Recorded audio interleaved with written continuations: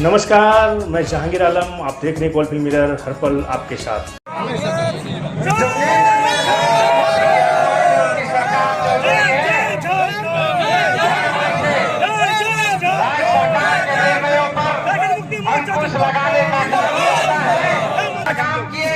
इक्यानवां स्थापना दिवस हम लोग गोल ग्राउंड में आज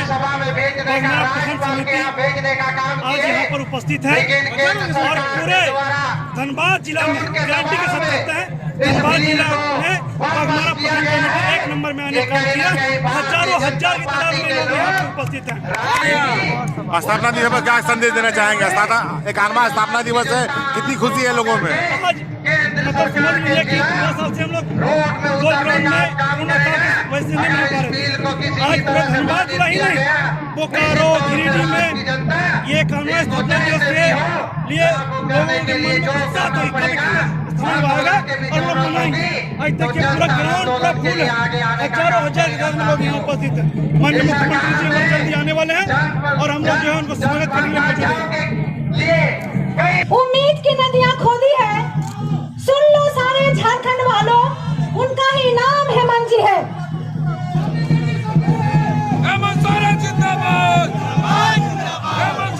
अभी अभी हमारे बीच आदरणीय गुरुजी और माननीय मुख्यमंत्री जी पहुंच चुके हैं। आप सभी का हार्दिक हार्दिक अभिनंदन और स्वागत है।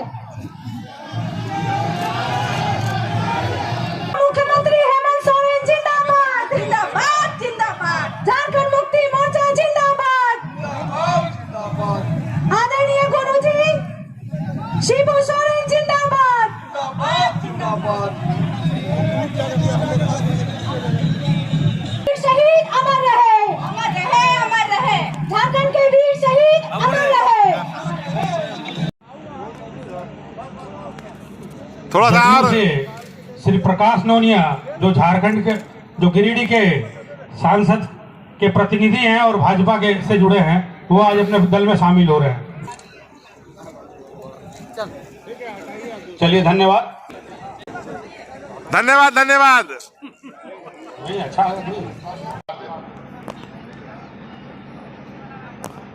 तो कई ऐसी चीजें आज बूढ़ा बुजुर्ग लोग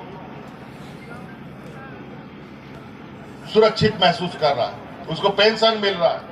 नहीं तो पेंशन नहीं तो आजकल बाप बेटा लोग भी बाप लोग को निकाल देता है। पेंशन नहीं है, बाहर जाओ। आज हम बैंक में जाइएगा, पहले तो लोन ही नहीं देगा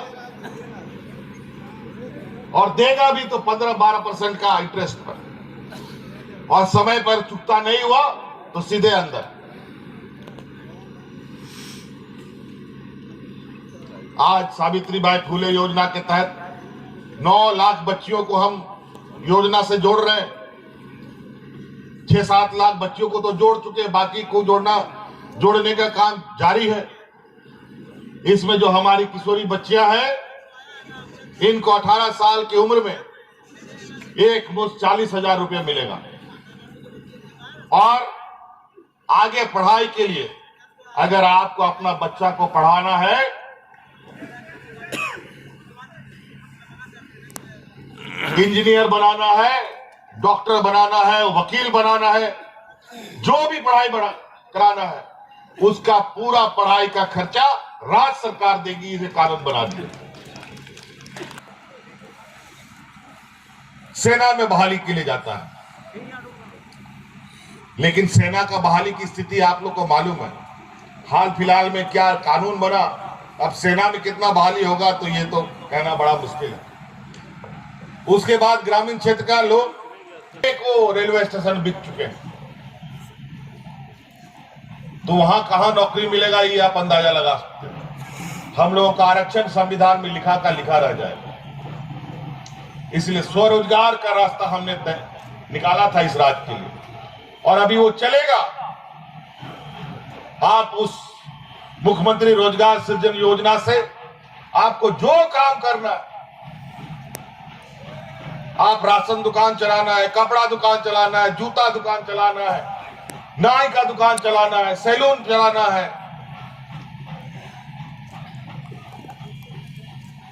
होटल चलाना है, जो भी आपको समझ में आता है, गाड़ी घोड़ा ट्रैक्टर भाड़ा में चलाना है, बोलेरो भाड़ा में चलाना है, सब सरकार आपको दे रही है। तो हम बड़ा चिंता में पड़ गए। क्या 20 साल में कभी भी ग्रामीणों में कोई नजर सरकार का नहीं पड़ा? इतना समस्या। आज उन सभी समस्याओं का धीरे धीरे हल निकल रहा है। आप लोगों ने सुना होगा, कल परसों हम एक जगह गए थे जिसको कहते हैं बूढ़ा पहाड़।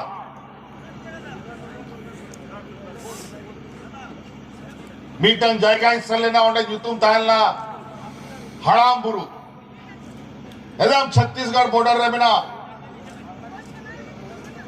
अडी विचित्र जगह 40 बछर हुई ना ओना जगह रे बाजार रे कोई होड़ बाको से निकाला और ओंडे रे होड़ 300 बाजार बाको है काना उनका जगह रिंग से 40 साल में पहली बार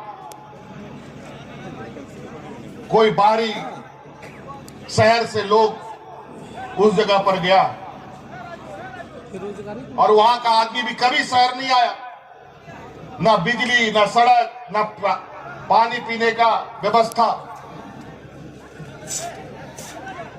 वहां जाकर के हम लोगों ने लोगों को विकास कार्यों से जोड़ा। और बड़ा विचित्र बात है, जहां हम अपने शहीदों के प्रति गौरव महसूस करते हैं कि हमारे इस धरती, वीर धरती पर भगवान बिरसा मुंडा, सिद्धू कान्हू, चांद भैरव, नीलांबर पीतांबर, वीर बुद्धू भगत, अनेक वीर शहीदों ने जन्म दिया और राज्य को एक दिशा देने का, यहाँ के मूलवासी आदिवासियों को की रक्षा की लड़ाई लड़ी। उस बूढ़ा पहाड़ का जो पंचायत था, टेहरी पंचायत, उसी में एक टोला है, चेमो नाम है उस टोला का। और उस चेमो गांव में हमारे वीर शहीद नीलांबर पीतांबर का जन्म हुआ था। से डरता है सरकार की, विकास की नजरें यहां तक नहीं पहुंची। हमने वहां संकल्प लिया हर हाल में, वहां 2 पंचायत जो जंगल में पड़ते हैं, आने वाले 6 महीने के अंदर वहां पर एक एक घर में विकास की योजना पहुंचेगी। सड़क, बिजली, पानी सभी कुछ पहुंचेगा। और हम उन लोगों को आश्वस्त करके आए हैं, सीधा इसकी मॉनिटरिंग हम करेंगे। हमारे पूर्वज आदरणीय गुरु जी के सहयोगी लोग के आंदोलन और संघर्ष के बदौलत आज हम अपने अलग राज्य में हैं। और आज फिर से एक लंबे संघर्ष के बाद, राज्य अलग होने के 20 साल बाद पहली बार यहां की मूलवासी आदिवासी की सरकार बनी।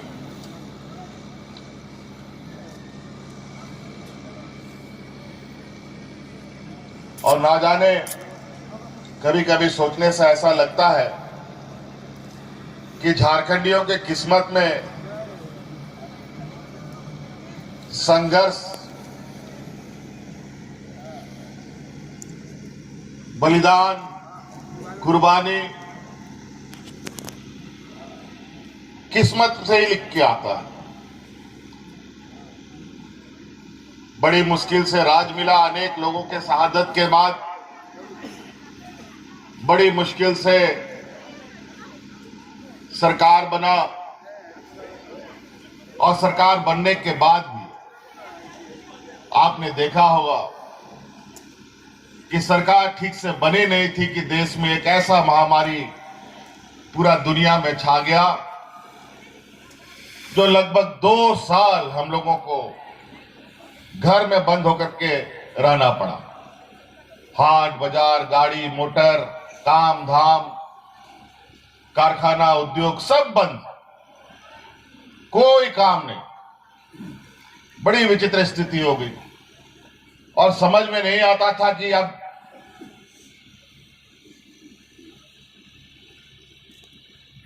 कैसे इस राज्य को आगे ले चला जाए। और ऐसा महामारी फैला जिस महामारी का कोई ना पहचान, ना कोई दवाई, ना कोई इलाज, बड़ा विचित्र टाइप का ये महामारी आया। लेकिन एक बेहतर प्रबंधन के साथ हम लोगों ने इस राज्य को इस वैश्विक महामारी से बाहर निकाला। और तो और बड़े पैमाने पर राज्यों में उनको भी हम लोग हवा जहाज, ट्रेन, बस, ट्रक से ला करके गांव-गांव तक पहुंचाने का काम भी किया। कई राज्य में तो ये बीमारी इतना बेकाबू हो गया कि इंसान जानवरों की तरह मरने लगा। उन राज्यों में लोगों को जलाने के लिए लकड़ियां खत्म हो गई, लोगों को दफन करने के लिए जमीन खत्म हो गया। ये स्थिति था। लेकिन ऐसे स्थिति में भी झारखंड जैसा पिछड़ा राज्य में ऐसा कोई स्थिति नहीं आने दिया जहां पर हमारे लोग हतोत्साहित हैं और बहुत शांति से हम लोगों ने इस महामारी को जीतने का काम किया। और 2 साल के बाद जब जीवन सामान्य हो रहा है, जब हम विकास कार्यों को गति दे रहे हैं और इतनी तेजी से गति दिया जा रहा है कि इस गति को देखकर हमारे विपक्षियों के पेट में दर्द चालू हो गया है। एन के प्रकार हमारे कार्यों में बाधा कैसे आए, हम काम कैसे ना कर पाए, इसके लिए दिन रात ये लोग षड्यंत्र रच रहा है। आज ये मुद्दा विहीन हमारे विपक्ष के लोग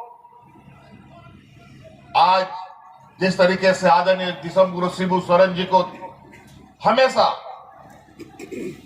कोर्ट कचहरी कानूनों के जंजाल में फंसाकर इन प्रकार इनको इनके आंदोलन को कमजोर करने का प्रयास होता रहा, इनको जेल में डालने का काम करता रहा, एक योजनाबद्ध षड्यंत्र के तहत, ताकि यहां के मूलवासी आदिवासी एकजुट ना हो सके। लेकिन आदरणीय दिसम गुरु शिबू सोरेन जी और अनगिनत सहयोगियों के साथ जिस प्रकार राज्य अलग करने का जो एक संकल्प था, उस संकल्प को तो एक प्रकार पूरा करना ही था। और कई राज चला रहा है, वो राज तो आगे निकल गया, लेकिन ये राज पीछे कैसे चला गया नहीं है। इसको आज जो राज पूरे देश के लिए रोशनी पर जगमगाता हो, जिस राज के कोयले से, जिस राज के खनिज संपदा से पूरा देश का कारखाना चलता है, आज वो राज बदहाल और भूखाल क्यों? वो इसलिए कि आप लोग, हमारे झारखंड के लोग आर्थिक रूप से मजबूत ना हो जाए, मानसिक रूप से मजबूत ना हो जाए, सामाजिक रूप से मजबूत ना हो जाए, ताकि इन बेईमानों की असलियत का चेहरा इनके सामने आ जाए। इसीलिए इन लोगों ने पीछे इस राज को इतना बुरा हाल में रखा।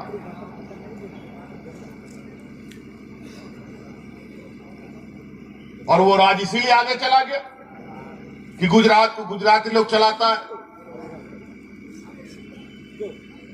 बंगाल को बंगाली लोग चलाता है, उड़ीसा को उड़िया लोग चलाता है, बिहार का बिहारी लोग चलाता है, महाराष्ट्र का लोग चलाता है।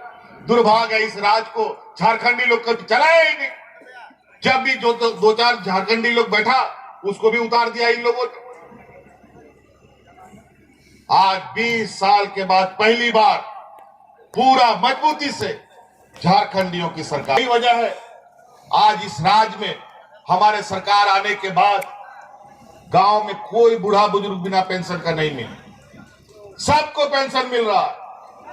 कोई बिना पेंशन का कोई विधवा महिला नहीं है, सबको पेंशन हम दे रहे हैं। कोई बिना पेंशन का विकलांग नहीं है।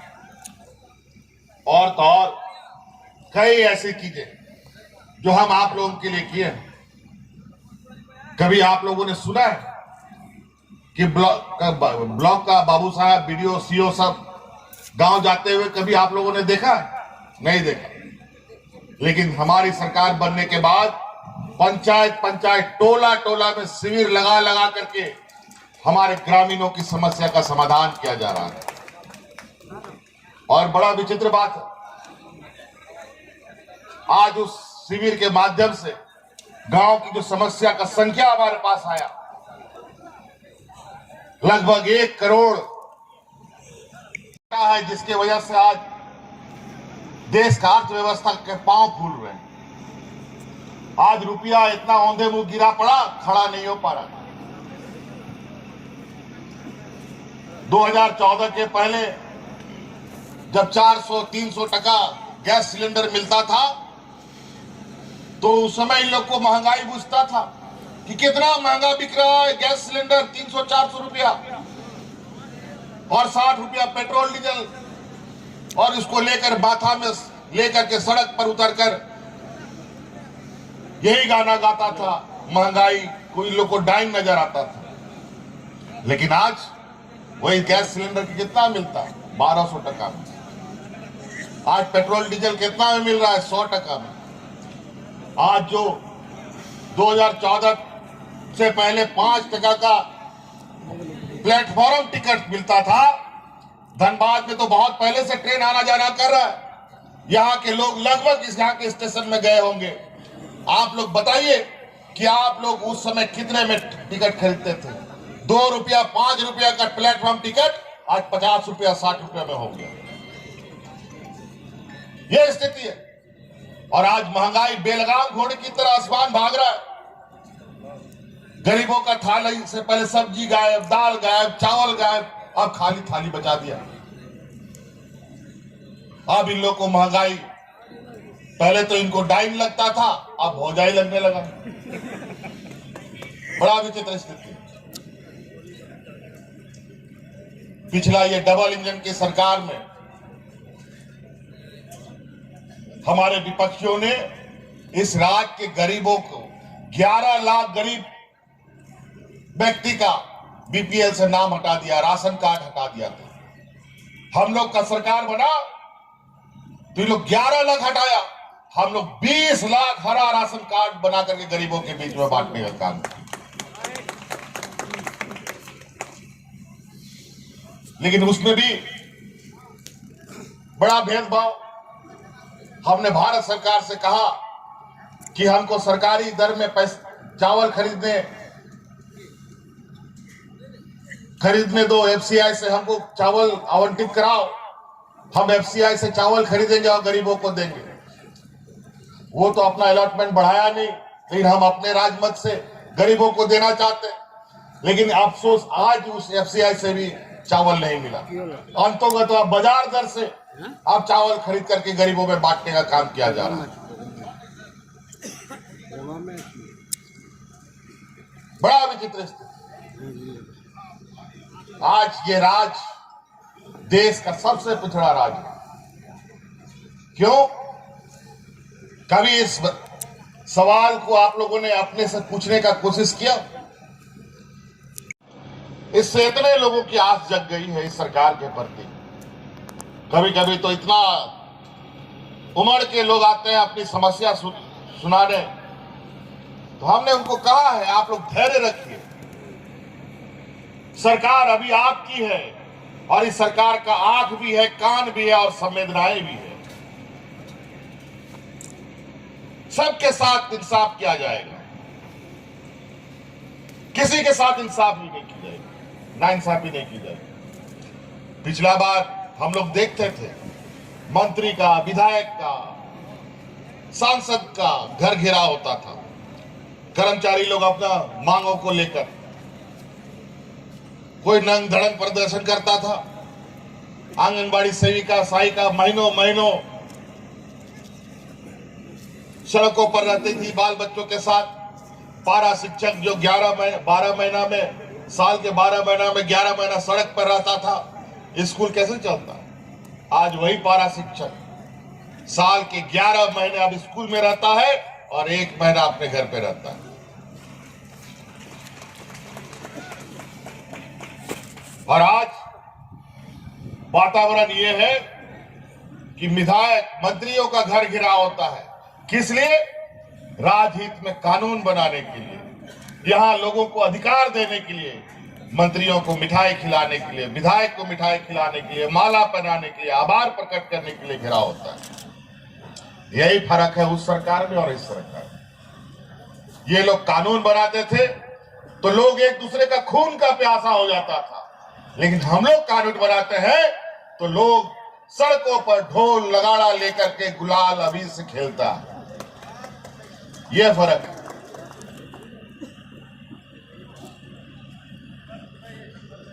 कई ऐसी चीजें हैं। आज अपना हक अधिकार मांगते हैं तो हक अधिकार ना मांगो, चुप हो जाओ, तो पीछे पीछे जांच के नाम पर पूरा सरकारी महकमे को परेशान करके रखा है ताकि काम ना कर सके। सारा पाप का टिकरा इन्हीं लोगों के, हम ही लोगों के, इनका जो पाप था हम लोग के मत्थे मरने का तैयारी। आज तक आप लोगों ने कभी सुना है? बड़ा योजनाबद्ध तरीके से आदरणीय दिसम गुरु शिबू सोरेन जी के ऊपर तो गोली देखो और मार दो का करने का आदेश भी था। आज इस राज्य में कोर्ट कचहरी पीआईएल टीआईएल। बीच में तो हमारी सरकार जब से बनी है 2 साल तो कोविड में चला गया। क्या 1 साल में सब कुछ हो गया? जो भी आरोप लगाए जा रहे हैं वर्तमान सरकार पर, आप ही लोग बताइए कि 1 साल के अंदर इतनी सारी घटनाएं हो गई, और अगर हुई तो वहाँ भी तो भाजपा के खुद एमपी है ना, उनको ट्विटर से फुर्सत मिले तब तो उनको देखना चाहिए कि क्यों हो रहा है, कैसे हो रहा है। केंद्र सरकार की भी कुछ जिम्मेदारियाँ होती हैं। केंद्र सरकार झारखंड को खाली उगाही का जगह बना दी है। यहाँ जितने मिनरल्स हैं, चाहे कोयला हो चाहे लोहा, वो हर चीज़ यहाँ से उगाही करके पूरे देश में ले जा रही है। कोयले की जो रॉयल्टी है हमारे स्टेट की, जिससे सरकार काम करेगी, 1,36,000 करोड़, जिसके बारे में माननीय मुख्यमंत्री जी ने भी कहा, अब वो नहीं दे रहे हैं। कोई भी काम करने के लिए सरकार को पैसे चाहिए, और पैसे जानबूझकर आप लोग दे नहीं रहे, रोक रहे हैं। जब भाजपा सरकार गई थी, आप सभी जानते हैं कि कोविड के ठीक पहले पूरा हमारा जो ट्रेजरी था, झारखंड का सरकारी ट्रेजरी, वो खाली था, माइनस में था। जिस विभाग में काम करने के लिए माननीय मुख्यमंत्री जी ने हाथ डाला, वहाँ हजारों करोड़ का बकाया था, जिसे अब कोविड के बाद, कोविड में तो राजस्व वसूली हुई नहीं, 1 साल में माननीय मुख्यमंत्री जी ने बहुत मुश्किल से इसको पटरी पर लाने की कोशिश की और ला चुके हैं। अब वो दौड़ रहे हैं तरह तरह की योजनाओं को लॉन्च करते हुए। तो ये जितने भी आरोप हैं भाजपा के, ये तो भाजपा के कार्यकाल के हैं। 1 साल में इतना कुछ तो हुआ नहीं है। अच्छा, दूसरी बात मैं ये भी कहना चाहूँगी कि संथाल परगना की बात करते हैं आप, उसके लिए अपनी करुणा दिखा रहे हैं, तो आप बताइए कि जो बॉर्डर एरिया में जो मजदूर काम करते हैं, जहाँ पर दूसरे देशों से हमारी सुरक्षा करते हैं सोल्जर्स, वहाँ सोल्जर्स के लिए जो बैरक बनाए जाते हैं, वहाँ पर जो रोड बनाए जाते हैं बीआरओ द्वारा, बॉर्डर रोड्स वाला जो है उसके द्वारा, बीआरओ द्वारा, वहाँ पर जो गोलीबारी होती है, लैंड माइंस का विस्फोट होता है, या दुर्घटना में जो मजदूर मारे जाते हैं, उसमें से 90% मजदूर संथाल परगना के हैं। आप आंकड़ों को देख लीजिए। और वो संथाली मजदूर हैं जो वहाँ जाके काम करते हैं, उनको आप किसी तरह का एक्सीडेंटल बेनिफिट नहीं देते हैं, उसकी कोई बीमा पॉलिसी नहीं है। जब कोई सैनिक की शहादत होती है सीमा में, तो हम लोग उनको श्रद्धांजलि देते हैं, पूरा देश श्रद्धांजलि देता है, उनके प्रति सहानुभूति दिखाता है, उनके परिवार को लाखों करोड़ों रुपए देते हैं लोग सब तरफ से, सरकार की तरफ से। तो वो हमारे मजदूर भाई जो संथाल परगना के हैं और बहनें, जो उन दुर्गम इलाकों में काम करते हैं माइनस टेम्परेचर में, उनको केंद्र सरकार क्यों नहीं आज तक मुआवजा दी है, जिसके लिए हमारे माननीय मुख्यमंत्री जी बार बार केंद्र सरकार को पत्र लिख रहे हैं। अब वो सब आप नहीं करते और उल्टा आकर के राज्य में आके राज्य के लोगों को गुमराह करते हैं। मैं तो यही कहना चाहूँगी कि पहले आप ये काम कीजिए, उसके बाद हमसे बात कीजिए।